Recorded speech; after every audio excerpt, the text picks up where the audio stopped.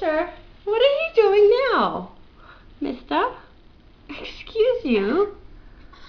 Excuse you?